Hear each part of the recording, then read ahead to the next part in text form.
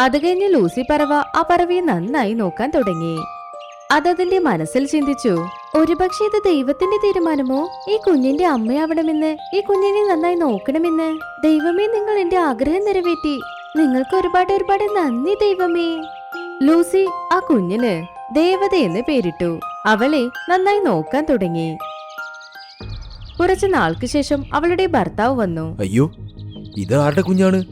Lucy, ഇത് ആരുടെ കുഞ്ഞാണ്? ഇത് നമ്മുടെ കുഞ്ഞാ. എത്ര ഭംഗിയുണ്ടല്ലേ കുഞ്ഞ്. എനിക്ക് നോക്കിക്കൊണ്ടിരിക്കാൻ തോന്നുന്നു. ലൂസി, നിനക്കെന്താ ഭ്രാന്തായോ? പെട്ടെന്ന് നിനക്ക് എവിടെ നീ കുഞ്ഞിനെ കിട്ടി? സത്യം പറ, ഈ കുഞ്ഞിനെ നീ എവിടെ നിന്നും കൊണ്ടുവന്നതാ? നിങ്ങൾ എന്തെങ്ങനെയൊക്കെ പറയുന്നേ? ഇത് ദൈവം എനിക്ക് തന്ന വരം. ഞാൻ കുറച്ചു ദിവസം മുൻപ് ഭക്ഷണം അന്വേഷിച്ചു പോയി. ഈ കുഞ്ഞ് അവിടെ കിട്ടി. അതിനാരുമില്ല. അതുകൊണ്ടാ ഞാൻ നോക്കുന്നത്. ലൂസി, മറ്റൊരാളുടെ കുഞ്ഞിനെ നീ കൊണ്ടുവന്ന് നിന്റേതാണെന്ന് പറയുന്നോ? നിനക്ക് ലജ്ജ തോന്നുന്നില്ലേ? ഈ കുഞ്ഞിനെ വളർത്തുകയും ചെയ്യുന്നു. ഈ കുഞ്ഞിനെ ആരുടെ കുഞ്ഞെന്ന് പറയുന്ന എത്ര ധൈര്യമാണ്? ഇത് എന്റെ കുഞ്ഞാ.